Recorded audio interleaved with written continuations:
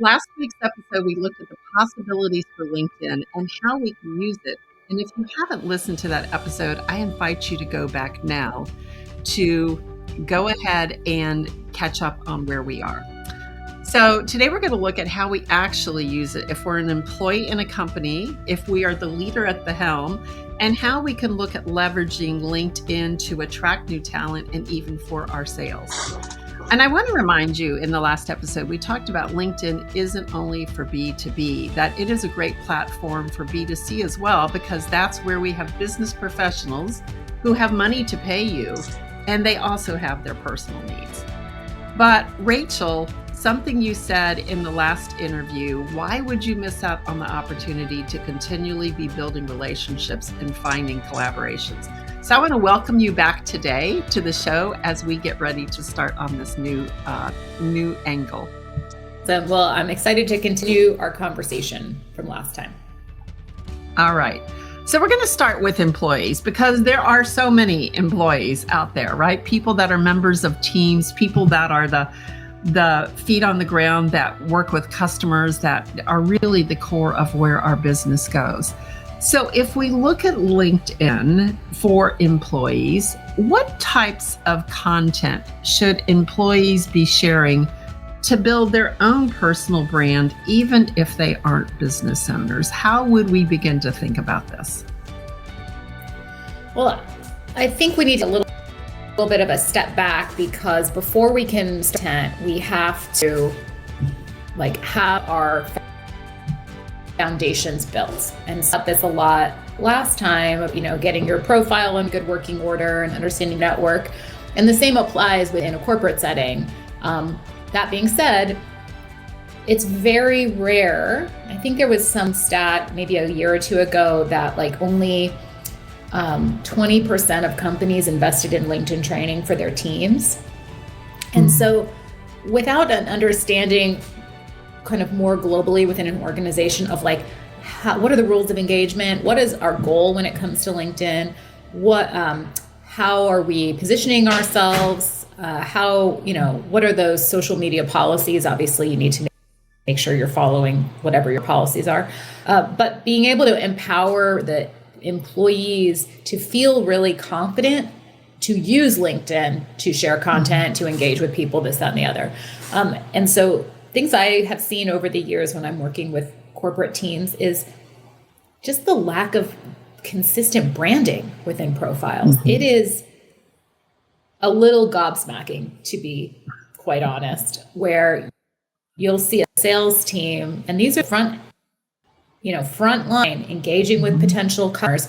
They have no branding in their profile. They don't have any banners. They don't have any logos. They're all talking about the company with slightly different language. Now, it doesn't mean that they can't sell. Obviously, they're selling. That's their job. But it's just can we make it a little easier? Can we spoon feed that to our prospects and customers so that when they land on a sales, professional's profile, they totally understand the problem that a person is solving, because their profile is written in a way that is speaking to that customer. So it's really just let's take full advantage of those opportunities and get those foundations built. And then we can talk about the content piece, which I definitely want to touch on, but I'll stop there and let you kind of unpack all of that. Yeah. So what I hear you saying, Rachel, is before a team member would go on LinkedIn, there are company policies that they need to be aware of first, like what can they do, where are the guardrails? And secondly, and I really resonate with this, is what are the messages that the company wants to send? What are the talking points? What are the things that we stand for? What do we not stand for? What do we represent as the company, our values, our vision? How are we here to help people? And when we have those consistent talking points in our company, then we can feel more confident about our employees, what they are going to be able to do. But if you don't have clarity on that as an employee, what I hear is one of the first things is to go find that out. Yeah, exactly. And it's as simple as going to, assuming there's a marketing director, going to your marketing director to say, what is the description of our organization that you want us to be using? Have that boilerplate description, and everybody should have the same 3 or 4 sentences in their experience section where they're connecting to the company page.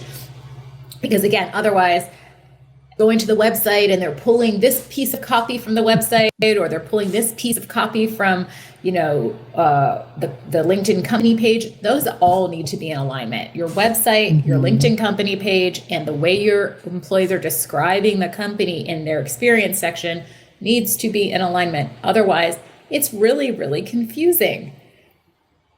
I mean, it really let's not make it harder. It really is. And again, your prospective client, if they do click on your LinkedIn profile and see that you are not buttoned up, then, it makes me think, how long have you been with the company? Is it really a quality company? Like, where is the alignment in there? It really can impact your brand.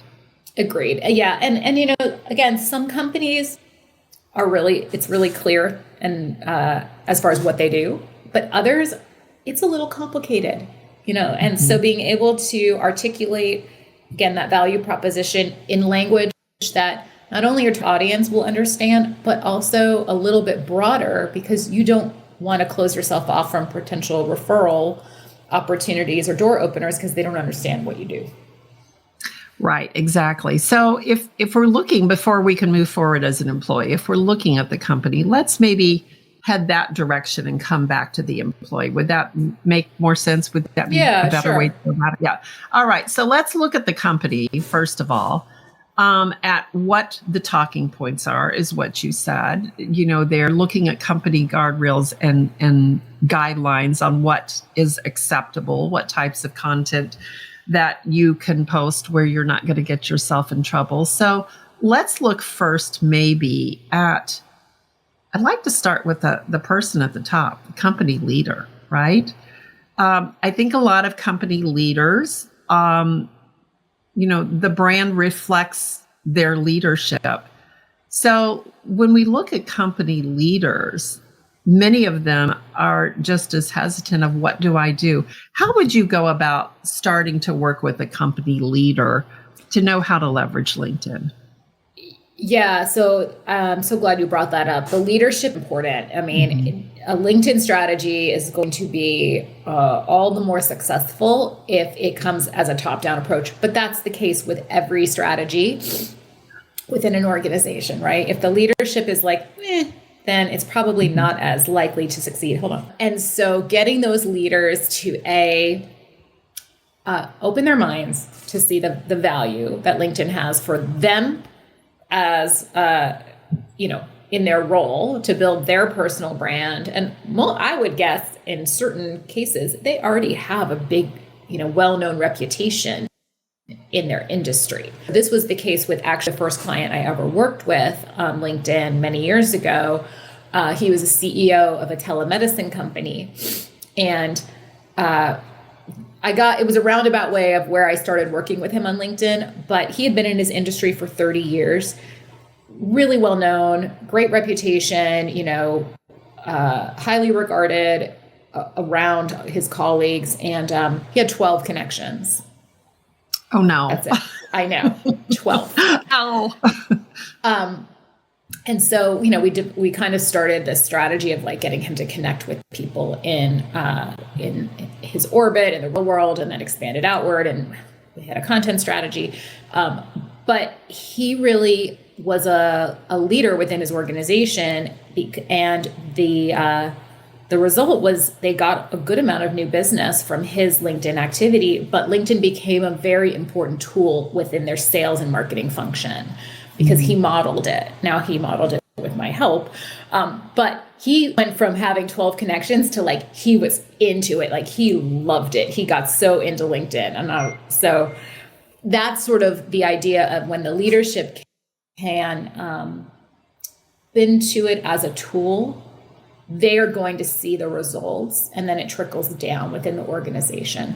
I recognize and acknowledge there's a lot of fear that relates to it. That being said, we have to put ourselves out there. I mean, it's scary when you commit to speak at a conference, but the impact of that and the results of that are, really, really worth it at the end of the day. So it's sort of the same kind of thing. It's like you can sit and do nothing, but your competitors are out there doing stuff. So like jump in, like don't miss out. Don't be left behind.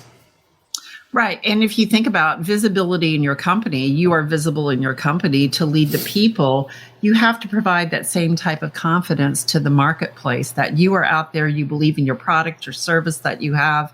And when you do put yourself in those situations and talk about your company or talk about whatever the content that you're going to be sharing or posting or even connecting with people, it says that you believe in it, right? Exactly. Yeah.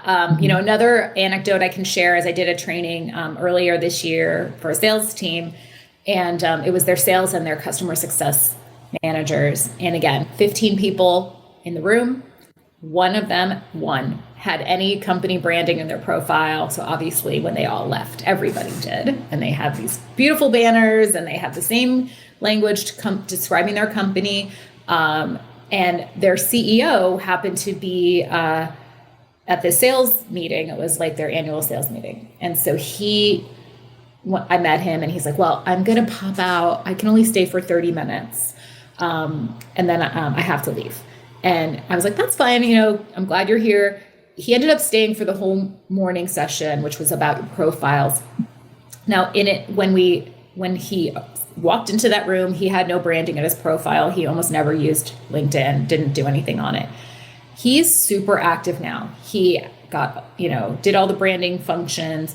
He posts multiple times a week now, and he's into it. And he only stayed for like a little itty bitty part of what we did for the whole team, but it resonated with him. And now he's setting that example for his company. Yeah, that's really great. And I think it speaks volumes that he was, that he stayed for a whole session because he did see the value in it.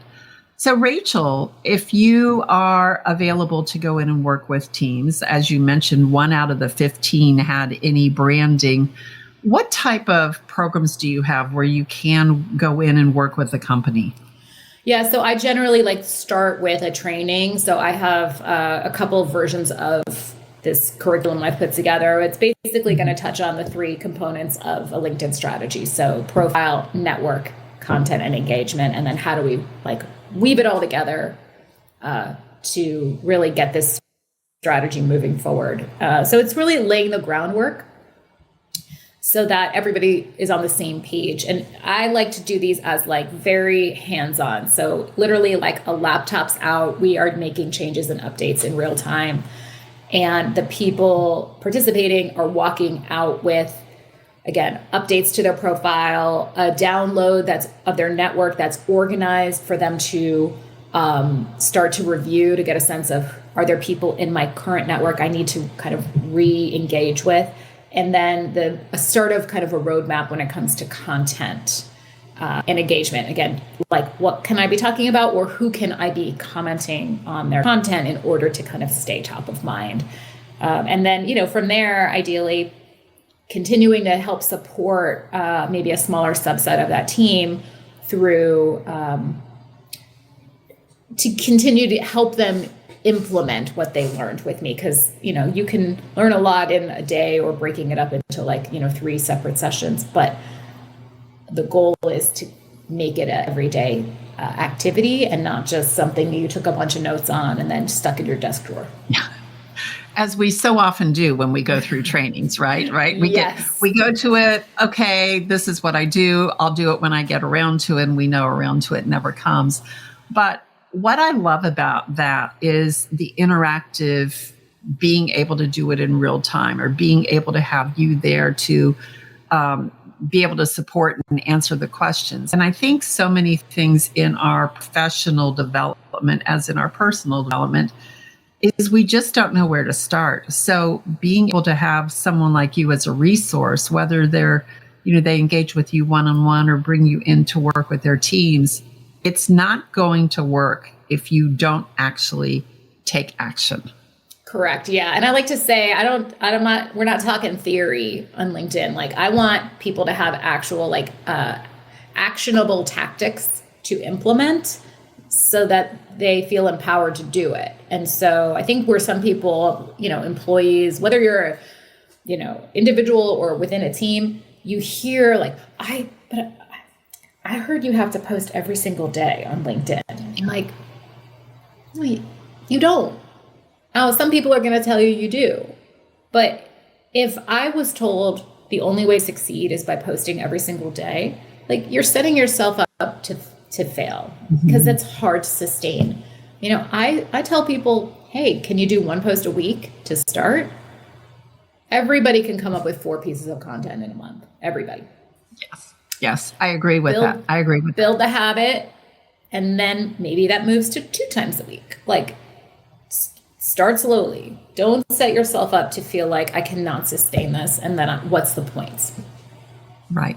And I think just what is it that you realistically can maintain on a consistent basis? But even if it's posting once a week, you could still go in more regularly as often as you decide would fit into your schedule to comment and engage with others' posts. Exactly. And those two together are like, I like to say they're like chocolate and peanut butter, right? They're the perfect match. Or peanut butter and jelly. I like peanut butter.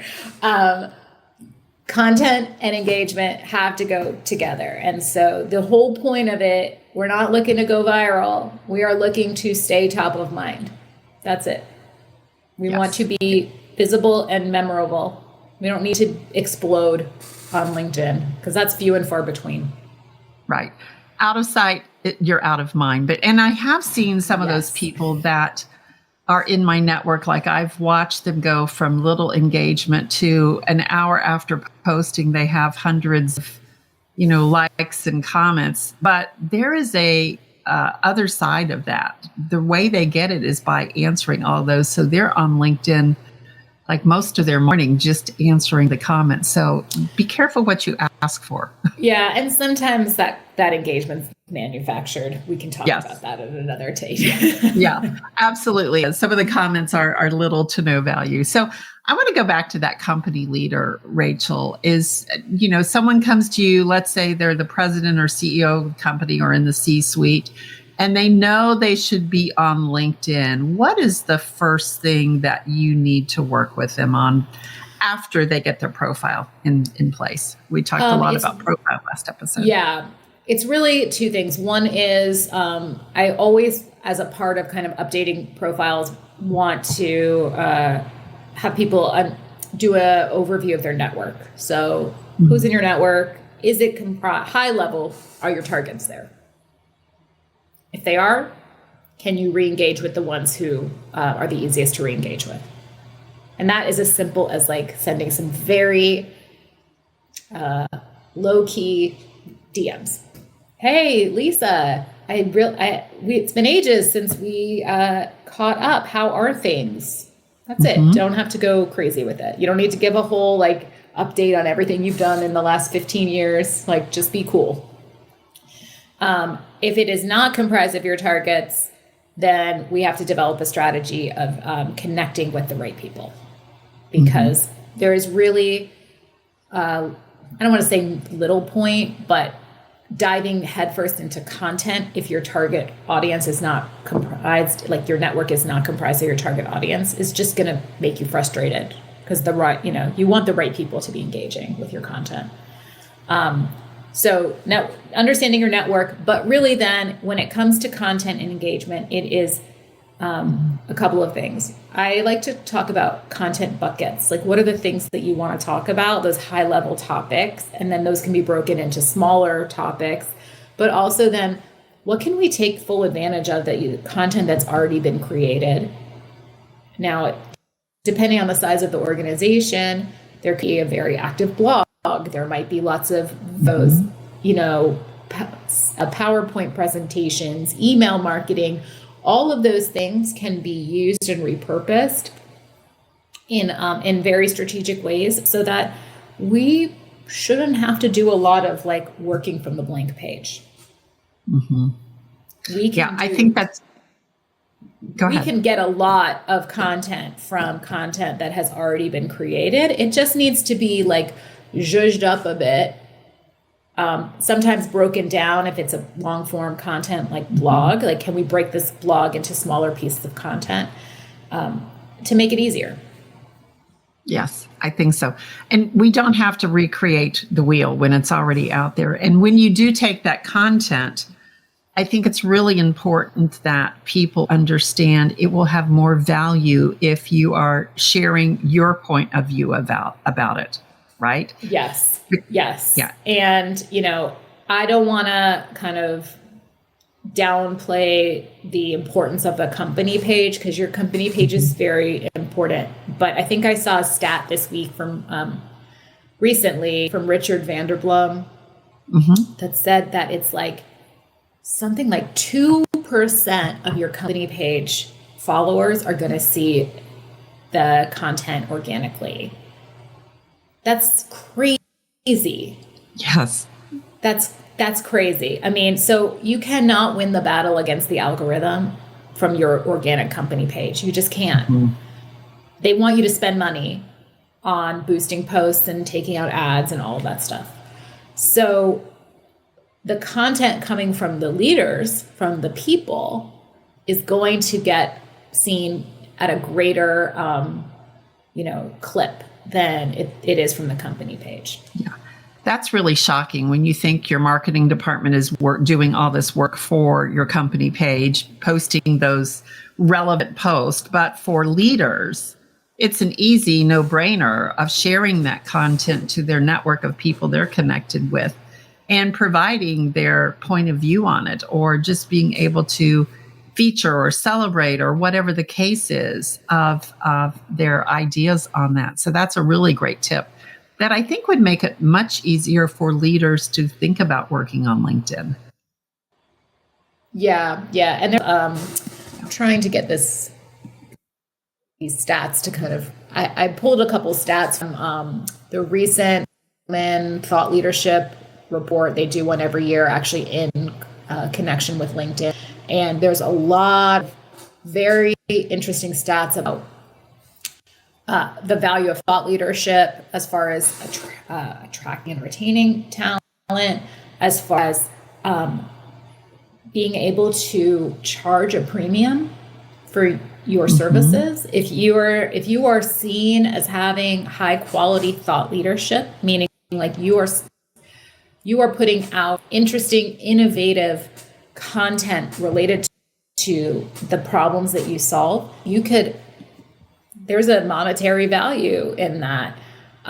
This was another one that 60% of decision makers indicated they're willing to pay a premium to work with companies with established high quality thought leadership. So that thought leadership think about how much more powerful that could be when it's actually coming from the executive, not the company page. Yes, very important. And I know when people are looking, when they're in job search and they're looking at whether or not they want to come on with a company, they do check out the leader's profile. They look and see what they, because again, from the top down, wherever it's going to go, whether you are direct report to them or if you're somewhere in the organization, what is the tone of the leader and what do they believe in? Is this an organization I want to be a part of? Yes, not just at the C level, but even like at the manager level. What's my manager going to be like? Can I get a sense of them from their LinkedIn profile? If I'm a job seeker, particularly, and I think that where this is extremely important to consider is if you are trying to recruit for those very in-demand industries where there is a talent war, there's not enough people to fill the need, you need to figure out how can you stand out and be seen as the premier place to want to work. Yes, it's not because exactly. you have a ping pong table in your break room. What is the company culture that can be showcased through your people? And it does not have to be at the top. It can be through the ranks, because even seeing what peer colleagues are talking about can really, really make a big impact. It can. So let's jump over to, all right, we're looking to see what the managers are posting or what they're talking about, what the leaders in the company are talking about. And when I say leaders, again, we can all be leaders, but I'm looking at the org chart. Okay. So if you're looking at positions within the org chart. So let's say that we want to be able to leverage our company brand by having our employees and members of the company share it. Let's talk a little bit about, I know in the past, some companies are hesitant to encourage their employees to get on LinkedIn, but they bring you in, so there is training available. So when we have the training, how would a company work with you, Rachel, before you started in the training? What are some questions you're asking the company on maybe things as far as company policies, guardrails? What do you see there? Yeah, I mean, it's important to understand the parameters. So while I haven't worked specifically in like any of the, traditional financial services realm, anyone in financial services will tell you that they can't talk about anything on LinkedIn. It's really hard. The compliance requirements are, it's almost like, typing with handcuffs on. And so it's important and what you can and can't talk about. Now, that being said, there's a lot of financial service providers who just post stuff about them because they want to be seen as somebody very likable and relatable. They can't talk about market-related things that goes against their compliance policies. But if they can position themselves as somebody who you want to have a conversation with and you feel comfortable with, then that can help them meet their business development goals. So it's important to understand what have they done in the past? Have they ever done anything in the past? Why do they want to do this? Like, what are their goals? So I did a small training. It was just a lunch and learn for a accounting firm over the summer. And one of their goals when they were working on their goals for the year was to be more visible on LinkedIn. Now, they didn't really break it down into the why, like what they wanted to achieve out of it, but they wanted their brand to be more recognizable because they're a smaller firm. So they want to attract, obviously, new customers. They want to position their internship program as something that is highly sought after so that students who are accounting majors want to apply. They want to be seen as engaged in their community. So, what are their specific goals? Now, like I'm working with another company. It's a small company. It's like two principals doing some really cool consulting work in the area of strategic customer experience. They have a book coming out. Well, they did nothing on LinkedIn. They're like, we have this book coming out. Like, we can't launch this book and have our LinkedIn look like this. So, it's really needing to understand like what is driving the interest. And then it can be the content that I can be kind of crafted to help ensure that those specific goals are front and center, right? So, some other kind of good examples of like why it could be useful. Companies looking to get funding, companies looking to be acquired, like companies looking to, I'm working with a company currently that their goal is to double their revenue in a year. Now, I can't say that they're going to do it solely from LinkedIn, but they do need to integrate LinkedIn into their strategy, right? So what is that like driving need that is going on, and how can we then help craft a LinkedIn strategy that will help support that goal? Yes. A really great point of why are you on LinkedIn in the first place? Like, what is your goal? To be able to craft the strategy based on that. But I think if it is brand awareness and you do want to encourage your employees or members of your team to be active on LinkedIn to spread that brand name, having those guardrails. But a good place to start is with your company content, being able to share it. And even, you coming in and demonstrate, okay, here's a piece of company content. These are some different ways you can leverage it. But today, more than ever, and I know because I'm a culture cast following for very long, I talk to several people who are passionate also about culture. People are not just going to go to work anywhere, particularly if they have been in several places for less than 2 years. They want to make sure that when they join a company, it's going to be a place that they want to stay and have the ability to advance and to achieve for a while. So how can we help maybe shepherd our employees to craft content that does talk about the company culture? How would you go in and work with the company to do that, Rachel? I mean, I think it's a combination of a couple of things. One, I do believe, like we were about earlier, having the leadership setting the tone tells you a lot, right? So if you have active leaders on LinkedIn, then you are going to, it gives a perception of what this company culture is based on, right? I think obviously, like, yeah, does it help to see the company, posting content about what they're doing out in the community? Maybe. Mm-hmm. Again, depends on what the organization is, but I do know that particularly with like our newest group of employees, in Gen Z, that corporate social responsibility piece is really important mm-hmm. to them, right? Wanting to make sure that they're in an organization where they feel a sense of purpose. But I think even just seeing content from people that are just kind of showcasing their personality, because if you're allowed to be you on LinkedIn without feeling like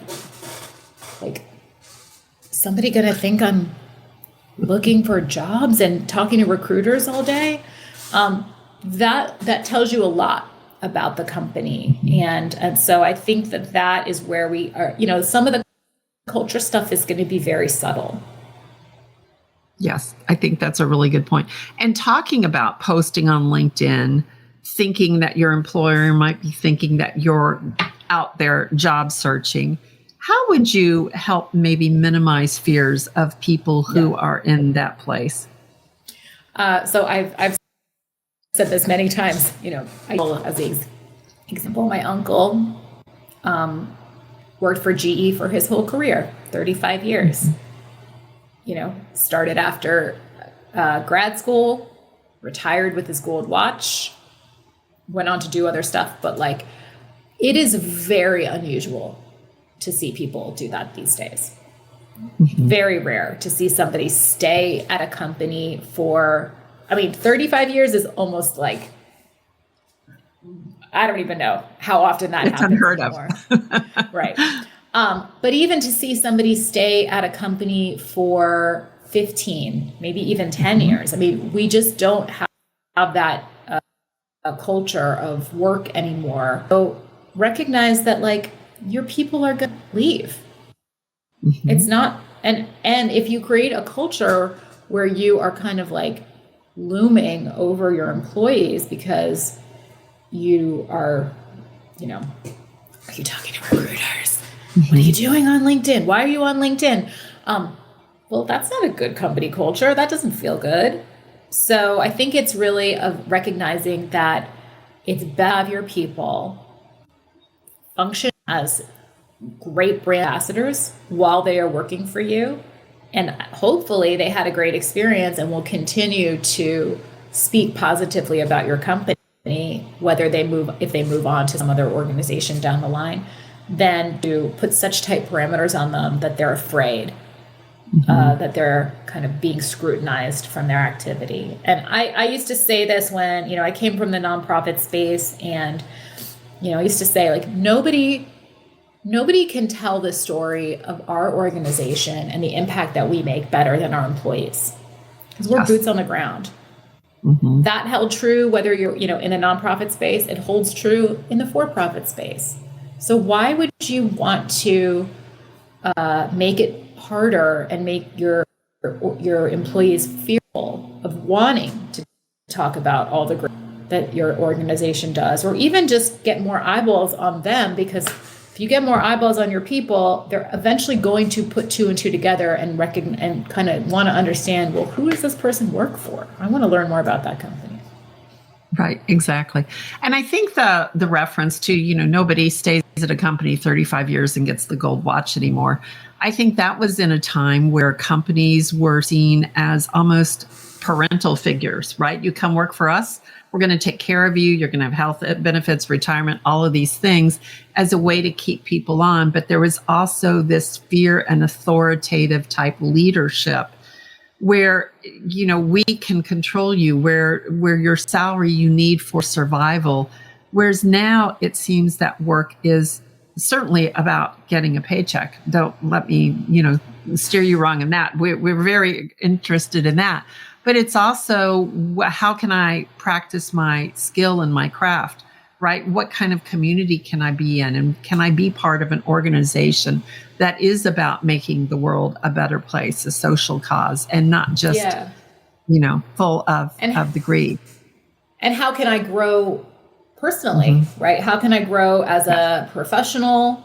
How can I grow as a human, right? And feel like I'm making an impact, and also like moving in a certain direction, constantly growing my skills, because that's gonna, if you have an organization that invests in their people on the professional development side, that's huge. That's so important. Yes, it is, because you do feel like you have the support of that company. It's very important, very important. So Rachel, we're talking about business is about making money. So let's go maybe switch the topic here as we kind of come to the end. And let's really look at LinkedIn for B2B business. All right. So what are some LinkedIn strategies that you have seen that are most effective for generating B2B leads? Be visible, be consistent. Right. I mean, it's a lot of, I sound like a broken record because it's like a lot of the same stuff, right? So make your profile crystal clear so that people understand who you are, what you do, why you do it, and who you do it for. So they don't have to get their like magnifying glass and be a detective to figure out what the heck you do. Be visible, be consistent, understand your network, and really nurture those relationships with people. And so that's where a really important outreach strategy can be extremely valuable, because in some cases, these sales cycles take a really long time. You may need to be touching base with somebody every couple of months for 18, it's just, right? It's that right place, right time, or whatever the case may be within your specific organization. And so being able to have a strategy where you know who you want to be talking to, and have a plan of how you plan to kind of continuously kind of stay in their orbit. Now, I don't mean send them a bunch of like irrelevant, don't reach out every month with like, here's an article, I thought of you. But, there's some good times of year to reach out to people, like as we're heading into, the end of the year, around the holidays, hey, just want to wish you a happy holidays. What are your plans, for the holiday? Or in the summertime, hey, how's your summer been? I just got back from, blah, blah, blah vacation. Did you have any fun trips happening? So really just trying to engage with them as like a person. Or you can think about, if you're paying attention to their content, let's say that somebody you've been trying to continuously nurture that relationship spoke at a conference, or was a guest on a podcast, or had an article published. Like, use those as reasons why it's a good way to reach out, and a good excuse to reach out to people. But it's really tying it all together. We don't want to be hiding from people. We want to be visible so that when the time is right and a need is there, they think of us first. Yes, that timing piece is so important. And what I hear you say to Rachel is engage with them as they are human. Imagine LinkedIn is a networking event and you happen to pop in and just have a conversation to start that path of, is it the right time? What do they need? Mm-hmm. Who can you introduce them to? All of those things to build those relationships. Exactly. And I think when you're paying attention to their content, now again, everybody isn't active. So I'm only, take that with the assumption that somebody is posting content. But, if they ask a question and you can answer it, right? Like, exactly. Do those things. It's really not complicated. It's just the lead generation on LinkedIn, from my perspective. Now, again, you could talk to somebody else who maybe has a much more aggressive approach to it. But the way that I like to approach it is that we are just nurturing these relationships. We don't want to be so like, hey, hello, remember me? Here I am. Do you need this? Remember, I do this. Buy for me. Like that. Right. That's a turnoff. People don't like that. Cool. You got to be cool. Play it cool. Right.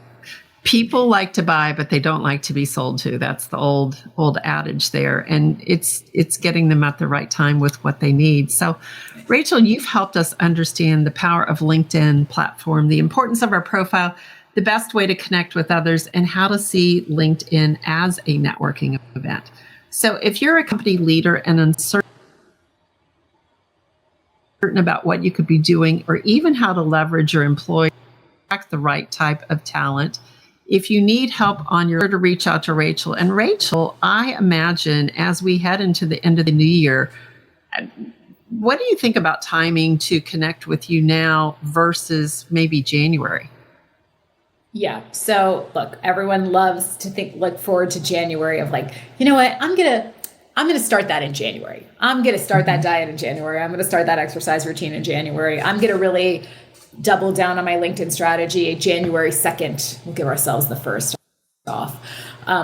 But what if you did it now so that when January 2nd rolled around, you were ready to go, to hit the ground running? So December is actually a great time to kind of lay the foundations, because then you're ahead of a lot of your competitors on January 2nd, because you don't have to start from scratch. You've got the foundations built. And honestly, December's a hard time to just touch with people, right? Because everybody's figuring out, working on their year end, taking vacations. So if you have time in your schedule, maybe this is a good time to kind of get the foundations built so that, again, you're ready to hit the ground running in the new year. Yeah, it's a great way to poise your team to be ready to go in January, and also your personal profile. So be sure to reach out to Rachel. She is local here in Atlanta, but as she mentioned last time, she works with people all across the country and in the northern continent here. So I can attest that she would be a great resource for you. So Rachel, thanks so much for being on the show. Thank you so much. I've really enjoyed it. All right. And if you're curious about your next step, then I invite you to take the Reimagine You quiz. You can find out what's driving you to become the next level of you. And we'll wrap up with our ending of go chase your passion. It will reveal your purpose and help you find the path to that personal brand of integrity. So until next week, here's to living a life of so much more on the way to becoming your legendary self. Bye now.